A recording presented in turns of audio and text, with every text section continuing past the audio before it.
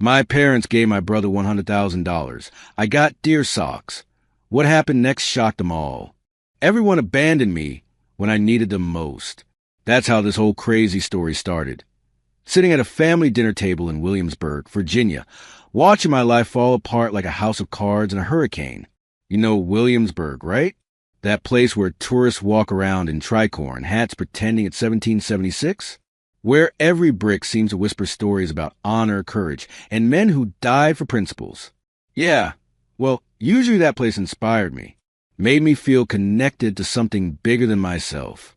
But that particular evening, it felt more like a guillotine ready to chop off my last remaining illusions about family loyalty. I'm 35 years old, and I thought I had my life figured out. Not rich, not famous, but decent.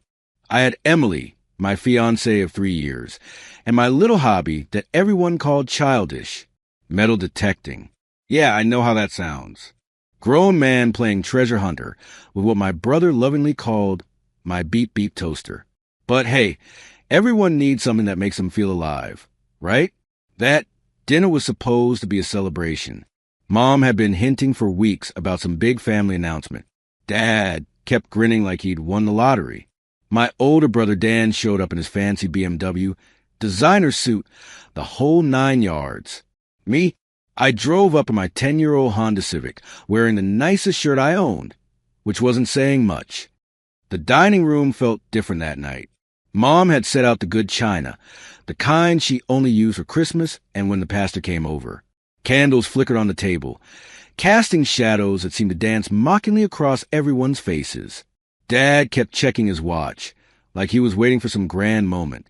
Dan sat there with this smug expression I'd seen since we were kids, the same look he had when he'd hidden my baseball cards and watched me search for hours. Emily seemed nervous. She kept fidgeting with her engagement ring, spinning it around her finger. I should have paid more attention to that. Should have seen the warning signs. But I was too busy feeling grateful that my family had finally decided to include me in something important. The meal started normal enough. Mom's famous pot roast, mashed potatoes that could make you forget your troubles, green beans that actually tasted like green beans instead of the mushy stuff from a can. We talked about weather, work, the usual family stuff. Dan bragged about his latest promotion at the law firm. Emily mentioned her job at the marketing agency. I talked about my part-time work at the hardware store, tried to make it sound more important than it was. Then Dad cleared his throat. You know that sound parents make when they're about to deliver news that'll change everything? That's exactly what it was. He reached into his jacket pocket and pulled out an envelope. Not just any envelope. One of those fancy ones with a bank logo embossed in gold. My heart started beating faster. Maybe they were finally going to help me with my business idea. Maybe they'd seen potential in my metal detecting after all. Maybe this was my moment. Dad stood up, his chest puffed out like a peacock showing off his feathers. He looked at Dan with pure pride radiating from his eyes, the kind of look I've been waiting my whole life to see directed at me. The envelope hit the table with a soft thud that somehow sounded like thunder in my ears. $100,000. That's what the check said. $100,000 for Dan's mortgage down payment. Mom started crying happy tears, talking about how proud she was of her successful son, how he deserved everything good in life. Dad kept patting Dan on the back like he'd just won the Super Bowl. And me? I got a package wrapped in newspaper. Not even gift wrap. Actual newspaper from last Tuesday. They didn't even bother to tape it shut, like they knew it didn't matter. Inside were 3 pairs of deer hunting socks with little antlers embroidered on them. The kind of thing you'd give to a 12-year-old nephew you barely knew. The room went quiet except for the sound of my heart breaking. Literally breaking. You know that feeling when something inside your chest just snaps? Dan couldn't leave well enough alone. He never could.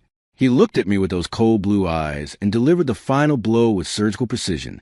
He said I should maybe sell my beep-beep toaster, might get enough for coffee money, or maybe take some courses in a real profession instead of playing pretend treasure hunter. The whole table laughed.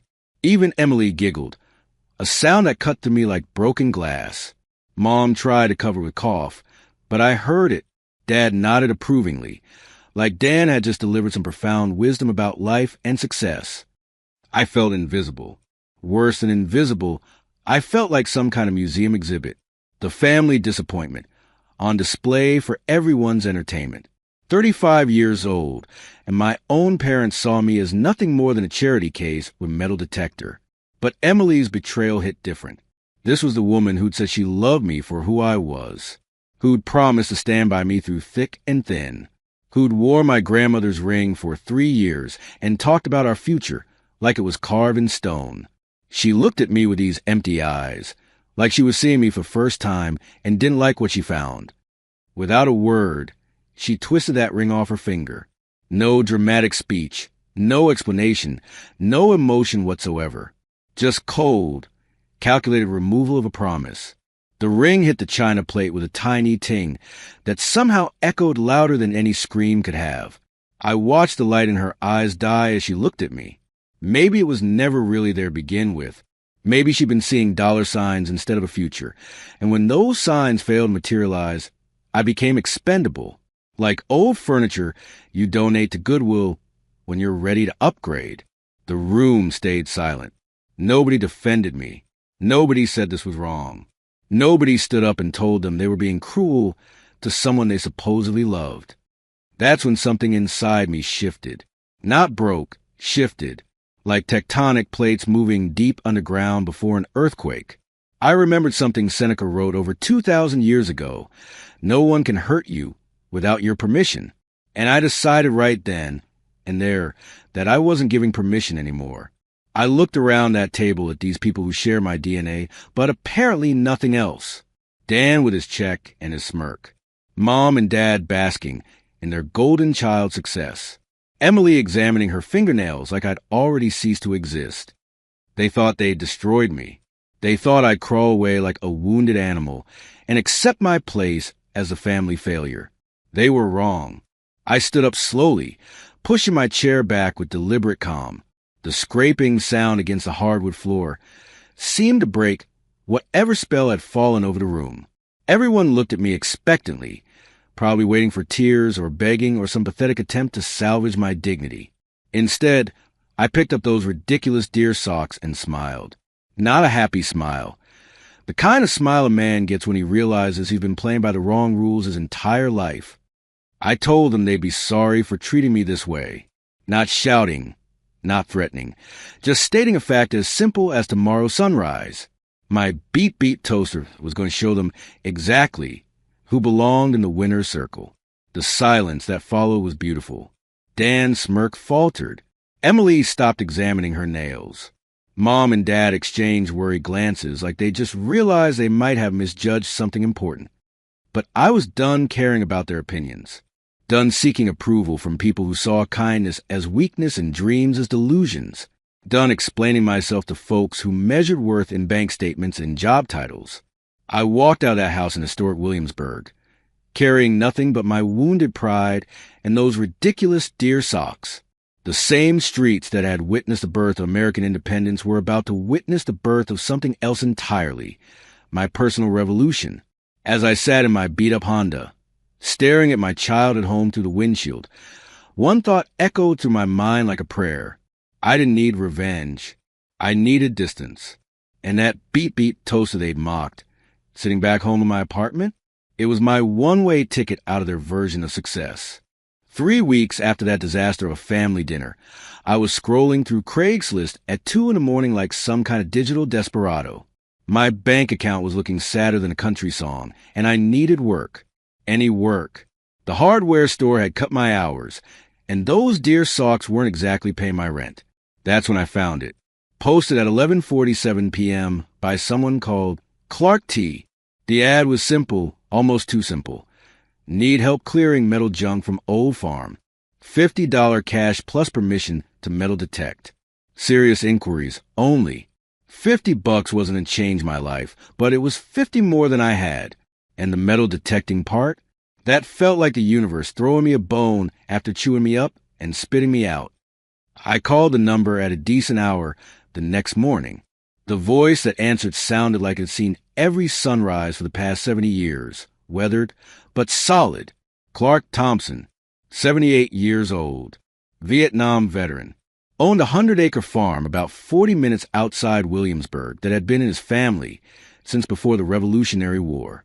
He explained the situation in the straightforward way that only old soldiers can manage. His property was littered with decades of rusted farm equipment, old car parts, and God knows what else. His back wasn't what it used to be, and he needed someone young and strong to help haul the junk to a scrap dealer. The metal detecting was just a bonus. He figured if someone was going to be digging around his land anyway, might as well let them have some fun with it. When I drove up his gravel driveway that first day, I felt like I'd stepped into a Norman Rockwell painting that time forgot. The farmhouse was white clapboard with green shutters, probably built when George Washington was still cutting down cherry trees. Ancient oak trees formed a natural cathedral overhead, their branches so thick they blocked out most of the October sky. Clark came out to meet me, and I swear he looked exactly like central casting would order for a wise old farmer. Flannel shirt, work boots that had seen decades of honest labor, and eyes that clearly witnessed more history than most people read about in books. His handshake felt like grabbing a piece of well-worn leather, firm, honest, real. That's when he told me about Sarah, his 6-year-old granddaughter, the light of his life, the reason he was selling scrap metal instead of just letting it rust in peace. Sarah had something called Morchio syndrome, one of those rare genetic conditions that sounds like a villain from a medical textbook. It was slowly stealing her mobility, her growth, her future. The treatments weren't covered by insurance, and Clark was watching his life savings disappear faster than morning dew. Every rusty bumper and broken plow blade. He could sell men another day, another treatment, another chance for Sarah to keep smiling. The way his voice softened when he talked about her made my chest tight. This wasn't some sob story designed to manipulate me. This was a grandfather fighting the only way he knew how, with his hands, his land, and his stubborn refusal to give up. Here's where my family dinner humiliation actually taught me something valuable. I'd learned the hard way that good intentions without paperwork can turn into legal nightmares faster than you can say family betrayal. So I did something that felt awkward as hell. I showed up the next day with a printed contract. I sat at Clark's kitchen table, feeling like a complete tool as I slid the papers across to him. Here was this man who'd served his country, worked the land for decades, and was basically trusting a stranger with his property. And I was asking him to sign legal documents like we were closing on a corporate merger. The contract covered everything, 50-50 split on valuables, liability protection, even media rights. I'd learned to think like a lawyer after getting burned by my own family. But Clark just laughed, not at me, but with understanding. He said something I'll never forget. Son, honesty is the only currency that never loses its value. And smart men protect honest deals with good paperwork. The contract was simple but complete. 50-50 split on anything valuable I might find while metal detecting. Since the land was privately owned and our agreement was clear, anything we discovered would be legally ours. No museum claims, no state interference. He'd provide access to the land. I'd provide the labor and equipment. Clean, fair, bulletproof. He signed it without hesitation, then shook my hand again. That handshake felt different from the first one. It wasn't just greeting anymore. It was partnership. The first few days were exactly what you'd expect from farm cleanup. Backbreaking work hauling twisted metal under an October sun that seemed determined to remind me I wasn't 20 anymore. My Garrett at Mac spent most of his time strapped to my back, while I wrestled with rusted cultivators and ancient truck frames. When I finally got around to actual detecting, the results were about as exciting as watching paint dry. Bottle caps, pull tabs from beer cans that probably dated back to when my dad was young. A few wheat pennies that might have been worth $1 each to the right collector. Nothing that would change anyone's life. By day 4, I was starting to wonder if this whole thing was just the universe's way of adding insult to injury. Here I was, working my tail off for $50 and finding nothing but trash, while my brother was probably planning how to spend his $100,000. The irony wasn't lost on me. I'd gone from family joke to literal garbage collector in less than a month. But something kept me going. Maybe it was Clark bringing me cold lemonade and telling stories about the farm's history. Maybe it was the way Sarah waved at me from the porch when her mom brought her by to visit Grandpa. Maybe it was just pure stubbornness, that same quality that had got me to the family dinner from hell. Then came day 5, October 15th, to be exact, a date I'll remember until they plant me 6 feet under. I was working near the back 40, where Clark said his great-great-grandfather used to keep the livestock. There was this massive oak tree that had probably been standing when the colonies were still British. 300 years old if it was a day, with a trunk so wide 3 grown men couldn't wrap their arms around it. I'd been avoiding that area because the ground was uneven, covered with roots and decades of fallen leaves. But something about that old tree kept drawing my attention. Call it intuition, call it luck, call it the ghost of some long-dead farmer whispering secrets. The first few passes were the usual symphony of disappointment. Beep here, beep there, followed by the discovery of more rusty nails and forgotten horseshoes. My detector had been crying wolf so many times I was starting to tune it out. Then everything changed. The sound didn't just beep, it sang. Deep, resonant, like something that had been waiting 3 centuries to be found. Instead of the tinny noise I'd grown used to, this was pure music. My garret was practically vibrating in my hands. I stopped dead in my tracks. Looked around like maybe someone was playing a prank on me. But there was nothing except me, the ancient oak, and that beautiful, impossible sound coming from my detector. I swept over the spot again. Same tone, same intensity, same feeling like I'd just discovered electricity. My hands started shaking as I pulled out my digging tools. Every metal detectorist dreams about this moment, the signal that means your life is about to change forever.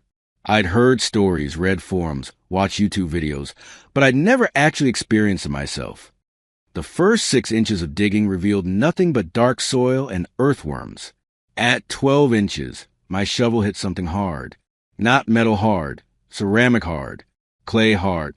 The kind of hard that makes your heart stop, because you know you found something that's been waiting in the ground longer than your great-grandparents have been alive. I cleared the dirt away with my hands, working as carefully as an archaeologist. What emerged looked like something out of a pirate movie. A clay pot about the size of a football, sealed with what looked like tree resin or tar. It was heavy, really heavy, the kind of heavy that makes you believe in miracles. My first instinct was to rip it open right there under the oak tree. But some voice in my head, maybe sanity, maybe respect for Clark, told me to wait, to do this right. So I carried that pot back to the farmhouse like I was transporting the Holy Grail. Clark was sitting on his porch, probably wondering why I looked like I'd seen a ghost. When I set that clay pot down on his weathered picnic table, his eyes went wide. Not greedy wide, amazed wide, like he was seeing proof that dreams could actually come true. We opened it together, and what we found inside made my legs go weak. Gold coins, dozens of them, Spanish pieces of 8 escudo coins that gleamed like captured sunlight. Each one was about the size of a silver dollar, but heavier, more substantial. The dates range from 1714 to 1776, covering the entire colonial period of American history. Some were so pristine, they looked like they'd been minted yesterday. Others showed the wear and patina that only centuries can create. But it wasn't just gold. Nestled between the coins were 12 silver ingots, each one stamped with markings I couldn't read but recognized as Spanish colonial mint marks. These weren't just valuable, they were pieces of living history. I counted them twice, then 3 times. 92 gold coins, 12 silver bars. All of it sitting there on Clark's picnic table like the universe's way of apologizing for every crappy thing that had ever happened to me. I pulled out my phone with trembling fingers and started Googling. Spanish 8 escudo coins, colonial period, auction prices. The numbers that came back made my head spin. Individual coins were selling for $35,000 to $40,000 each, depending on date and condition. The silver bars were worth thousands more. I did the math 3 times because I couldn't believe it. Conservative estimate, $3.5 million. Conservative. Some of those coins, if they were the right dates and the right condition, could be worth twice that much. In my excitement, I snapped a few photos of the treasure spread across the table. The golden coins catching the afternoon sunlight, the silver bars gleaming like they'd just been polished. Without thinking, I sent one picture to my old detecting buddy Mike with a message. "You're not going to believe what I just found." Big mistake. Huge mistake. Mike posted it to a collector's forum within minutes. From there, it spread like wildfire across social media. Within an hour, our private moment of discovery had become public property. My phone started buzzing with notifications I didn't even want to check. I stared at my screen, watching our treasure get shared and reshared across the internet, realizing I had just opened Pandora's box. Every treasure hunter, every opportunist, every lawyer looking for a quick payday would know about this by morning. Clark was watching me do my calculations with a calm that seemed impossible under the circumstances. But then Clark did something that proved he was a better man than anyone in my family had ever been, even knowing that our discovery was now public. Even knowing that complications were coming. He looked at me with those wise old eyes and said the deal was the deal. 50-50, just like we'd signed. No renegotiation, no legal loopholes, no sudden discovery that the contract had fine print. He said something else that hit me right in the chest. "Let's break some stereotypes, partner. Half of this is yours. Consider the beginning of your real American dream." The way he said it, with that dignity that only comes from a lifetime of keeping your word, made me understand what honor actually looked like. Not the fake honor my family preached while stabbing each other in the back, but real honor, the kind that builds countries and keeps promises. We shook hands again, right there over the greatest treasure either of us had ever seen. And I knew I'd found something more valuable than gold. I'd found proof that decent people still existed in the world. The phone call started at 6 in the morning. 3 days after my treasure discovery went viral. First it was a local news station, then a blogger from Richmond. By noon, my voicemail was fuller than a Black Friday parking lot, and I was starting to understand what celebrities meant when they talked about losing their privacy overnight. I was staying at Clark's farm in his guest room. He'd insisted after seeing the media circus surrounding my apartment. The old farmhouse felt like a sanctuary, but even there I couldn't escape the chaos I'd accidentally unleashed. But the call that really got my attention came at 2:47 p.m.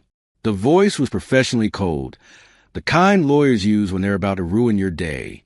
It was someone from Berkshire, Hamilton and Associates, apparently representing my parents in a civil matter regarding ownership of recently discovered artifacts.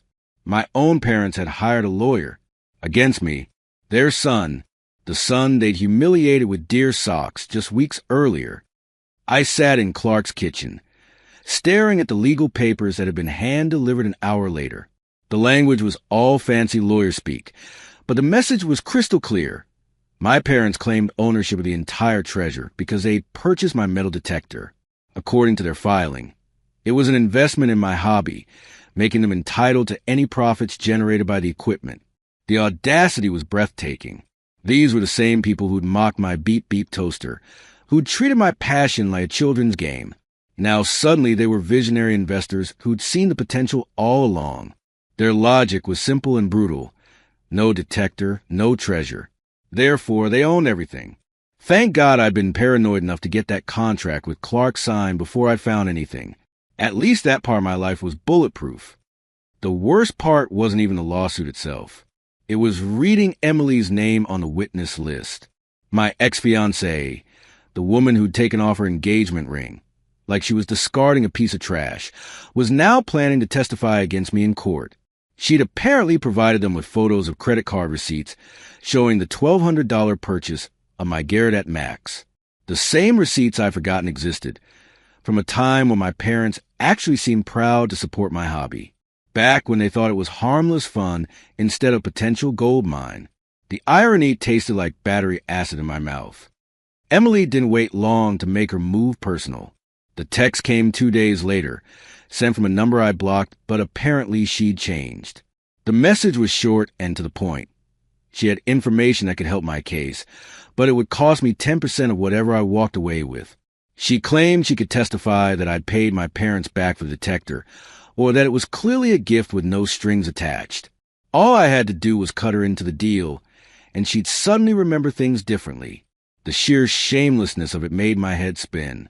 This was a woman I'd planned to marry, who'd share my bed for 3 years, who knew exactly how much this hobby meant to me. Now she was treating our relationship like a business transaction, complete with percentage points and conditional testimony. I called her back, partly out of morbid curiosity and partly because I needed to hear this insanity with my own ears. Her voice had that fake sweetness that used to charm me, but now sounded like artificial flavoring. Sweet on the surface, chemical underneath. She explained her position like she was discussing the weather. 10% was reasonable compensation for her help, she said. After all, she'd been supportive of my hobby for years. That had to be worth something, right? And if I didn't agree, well, she'd simply tell the truth about how my parents had always financially supported my metal detecting adventures. The truth, as if she'd recognize it if it bit her on her perfectly manicured backside. I told her exactly what she could do with her 10% offer, using words that would make a sailor blush. She hung up on me, but not before promising that I'd regret choosing the hard way over the easy way. Looking back, that might have been the moment I truly grew up. Not when I found the treasure, not when I got betrayed by my family, but when I realized that some people view every relationship as a transaction waiting to happen. Emily hadn't loved me. She'd been investing in me, hoping for a return. The return just hadn't come in the form she'd expected. Finding a lawyer willing to take my case was like trying to find a unicorn in a petting zoo. I spent 2 weeks walking into law offices around Williamsburg, explaining my situation to attorneys who listened with the kind of polite interest usually reserved for people claiming alien abduction. The problem was simple. I had no money for a retainer. My parents had deep pockets and a solid legal theory. I had a handshake deal with an old veteran and a lot of righteous indignation. In the legal world, righteousness doesn't pay the bills. Most lawyers took one look at the case details and politely suggested I consider settling out of court. Maybe work out some kind of family arrangement. Keep it simple. Keep it cheap.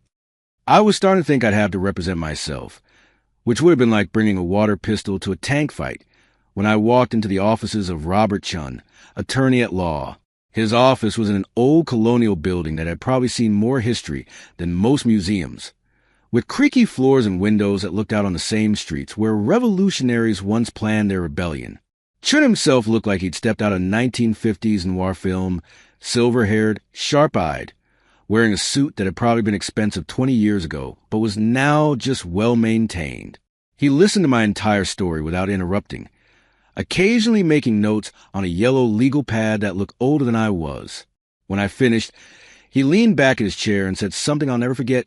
Sometimes the biggest treasures, like the biggest truths, are buried at the very bottom. The question is whether you're willing to dig deep enough to find them. Chin agreed to take my case on contingency. 15% of whatever we recovered. Nothing if we lost. He said he'd seen enough family greed over the years to recognize justice when it walked through his door. Plus, he admitted with a wry smile, he'd always wanted to argue a treasure hunting case. His confidence was infectious. For the first time since this nightmare began, I started to believe I might actually have a chance. But that optimism took a beating when we got to court 3 weeks later. The courthouse was packed. Apparently my case had attracted enough attention to fill the gallery with curious locals, treasure hunting enthusiasts, and at least 3 camera crews from regional news stations. Sitting at the plaintiff's table, my parents looked like concerned, respectable citizens seeking justice. My father wore his best suit and the kind of earnest expression he usually reserved for church. My mother had tissues ready, like she was preparing to cry over her son's betrayal of family trust. Emily sat in the front row behind them, dressed conservatively and looking like butter wouldn't melt in her mouth. She transformed herself into the woman who'd coldly removed her engagement ring into someone who looked like she belonged in a Norman Rockwell painting. The whole scene was so perfectly orchestrated it made me sick. Their lawyer was everything Chin wasn't: young, expensive-looking, with the kind of confidence that comes from never having lost a case you cared about. He presented their argument like he was reading from a script written by the gods of legal certainty.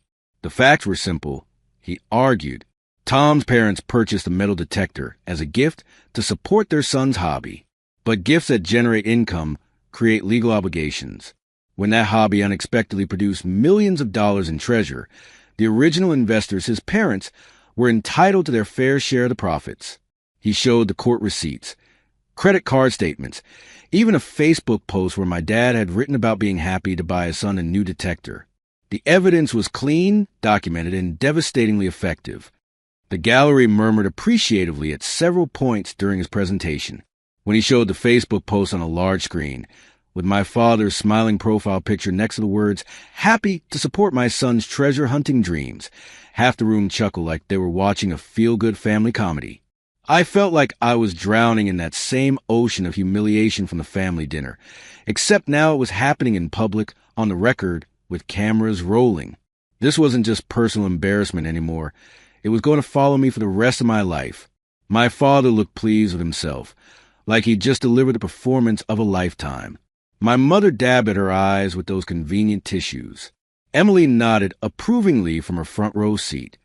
When it was our turn, Chin stood up slowly, like an old gunfighter preparing for his final duel. He didn't have fancy visual aids or perfectly organized evidence packets. What he had was a contract I'd signed with Clark before I'd found anything, a clear understanding of gift law, and the kind of quiet intensity that comes from 40 years of fighting for underdogs. He reminded the court that gift law was specific and clear. When someone gives you something without conditions, it becomes yours completely. Income generated by your property belongs to you, not to whoever originally purchased it. Otherwise, every parent who ever bought their kid a baseball bat would own part of the professional baseball salary. The logic was sound, but I could see the judge's skeptical expression. Legal theory was one thing. Family dynamics were another. That's when Chin dropped his first bomb. He'd done his homework on my parents' financial situation, and it turned out they'd been claiming my metal detector as a tax deduction for 3 years running. Business equipment, they'd called it, educational expenses for their adult son's hobby. You can't have it both ways, Chin argued. Either it was a gift with no strings attached, or it was a business investment with tax implications. If they'd been writing it off on their taxes as a pure expense, they couldn't suddenly claim it was an investment when it paid off. The judge's expression shifted slightly. Not quite a smile, but definitely increased attention. But the real knockout punch came when Chin called a surprise witness, Stan Morrison, the sporting goods store owner who'd sold my parents a detector. Stan was a no-nonsense guy in his 60s who looked like he'd rather be anywhere else but a courtroom. Chin asked him one simple question. What did my father say when he purchased a metal detector? Stan's answer was clear and devastating. He said it was a birthday present for his son. I remember because he seemed real proud to be supporting the boy's hobby. Said he hoped it would help him find something special. A birthday present, not an investment, not a business arrangement. A present. The silence in the courtroom was deafening. I watched my father's confident expression crumble, like a house of cards in a hurricane. My mother stopped dabbing at her eyes. Emily's supportive smile faltered. But I knew we weren't out of the woods yet. Legal battles aren't won with single moments of drama, no matter how satisfying they might be. My parents' lawyer was already preparing his counterattack, probably arguing that the store clerk's memory was unreliable or that my father's exact words didn't matter. This fight was far from over, and I could feel the weight of everything, my reputation, my financial future, my relationship with my family, hanging in the balance. As the court recessed for lunch, I sat there watching my parents huddle with their expensive lawyer, their faces grim with the realization that their slam-dunk case had just developed some serious cracks. Emily had already slipped out, probably planning her next move in this chess game of greed and betrayal. They thought they'd broken me. They thought I'd crumble under the pressure of fighting my own family in public, that I'd take whatever scraps they were willing to throw me and be grateful for it. They were wrong. Even the deepest mines have hidden veins of gold, and I wasn't done digging yet. After the lunch recess, the courthouse felt different. The air was thick with anticipation, like the moment right before a thunderstorm breaks.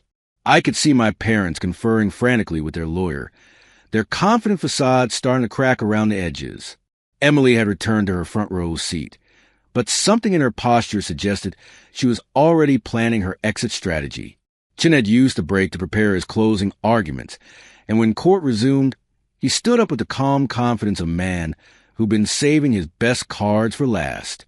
What happened next was like watching a master surgeon perform an operation. Precise, methodical, and absolutely devastating to my opponents. Chun walked the judge through the legal concept called the doctrine of inter vivos gift.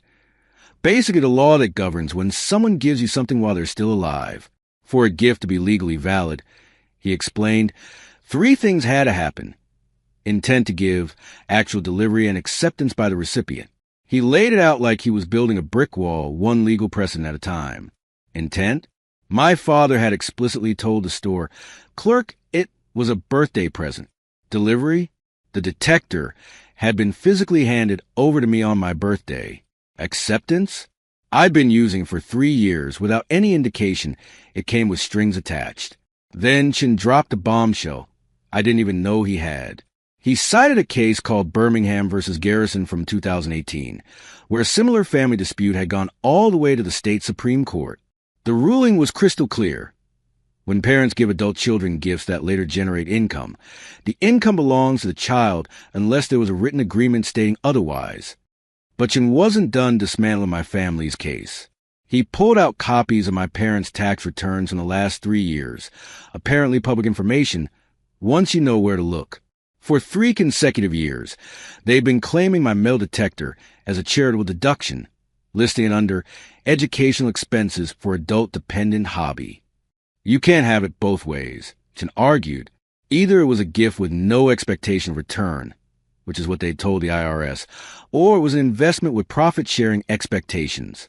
But you can't claim it as a pure expense on your taxes, and then demand to share the profits when it pays off. That's called tax fraud, and the IRS takes a very dim view of that particular form of creative accounting. The judge's eyebrows went up at that revelation. I watched my father's face turn the color of old parchment. Then came the moment that sealed the deal. Chun called Stan Morrison back to the stand for one final question. He asked Stan to repeat, word for word, what my father had said when purchasing the detector. Stan's answer was simple and devastating. He said, "This is a birthday present for my son. I hope it helps him find something special someday." Those were his exact words, and I remember them because he seemed so proud to be supporting his boy's hobby. The silence that followed was so complete you could have heard a pin drop in the back row. I watched my father's confident expression completely collapse, like a building falling in on itself. My mother's convenient tissue stayed in her purse. Emily looked like she was calculating the quickest route to the exit. What Chun did next was pure legal artistry. He reminded the court that this wasn't just about money. It was about family, trust, and the American principle that when you give someone a gift, you don't get to take it back just because it turns out to be more valuable than you expected. He painted a picture of a hard-working young man who'd found treasure through persistence, luck, and honest dealing with a war veteran. Then he contrasted that with a family that had mocked that same young man's dreams right up until those dreams became profitable. The judge was nodding slightly. Not a lot, but enough to give me hope. When Chin finished his closing argument, the courtroom fell silent again. The judge took exactly 14 minutes to reach his decision. I know, because I watched every second tick by on the courthouse clock. 14 minutes to determine whether justice still meant something in America. When Judge Harrison returned, his voice carried the weight of absolute authority. The gift was valid under Virginia law. The contract with Clark Thompson was legally binding. The lawsuit was dismissed with prejudice, meaning my parents couldn't file again. And here was the kicker. They were ordered to pay all court costs and legal fees for both sides. The sound of that gavel hitting the bench was the sweetest music I'd ever heard. Better than any detector beep, better than any treasure discovery. It was the sound of justice being served. I turned to look at my family's table. My father had gone completely pale, staring at the judge like he couldn't believe what he'd just heard. My mother was dabbing at her eyes with those tissues, but this time the tears were real, tears of shock and humiliation. Their expensive lawyer was already packing up his briefcase, probably calculating how much this disaster was going to cost them. Emily had already vanished. Smart move, considering she'd just been on the losing side of a very public legal beatdown. But the best part wasn't even their shock and disappointment. It was the realization that I'd beaten them fair and square, using nothing but the truth and a good lawyer. No tricks, no schemes, no family connections. Just honest facts and American justice. Outside the courthouse, the media circus was waiting. Camera crews, reporters, treasure-hunting bloggers.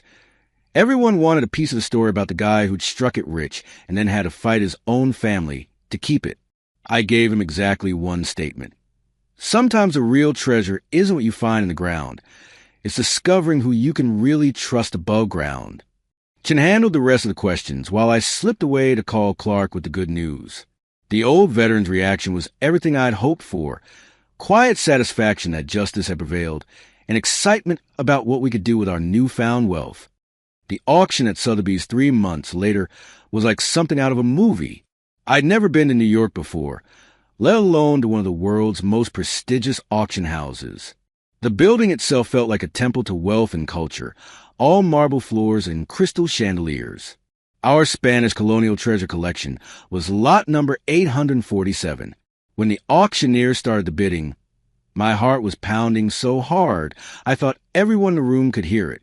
The numbers climbed steadily. 1 million, 2 million, 3 million. When the hammer finally fell at $3,500,000, I felt like I might pass out. Every strike of that auctioneer's hammer was like a heartbeat, marking the rhythm of my new life. The final price, $3,500,000, was a number that had once seemed as impossible as owning a unicorn. The math was beautiful in its simplicity. Clark got his 50%, $1,750,000, just like we'd agreed. My half came to the same amount. After taxes and Chen's 15% fee, I walked away with just over $1 million. Not enough to buy a yacht or a mansion, but enough to completely change the trajectory of my life. But the real victory wasn't financial. It was watching Clark use his share to pay for little Sarah's treatments. Within 6 months, she was running around the farm like any other 6-year-old, her smile bright enough to power the entire state of Virginia. Clark also used the money to restore his farmhouse and modernize his equipment. The same land that had given up its ancient treasure was now producing crops again, continuing a cycle that had been going on for centuries. I used my share to open colonial relics and repairs, a combination metal detecting equipment shop, artifact restoration service, and community center for treasure hunting enthusiasts.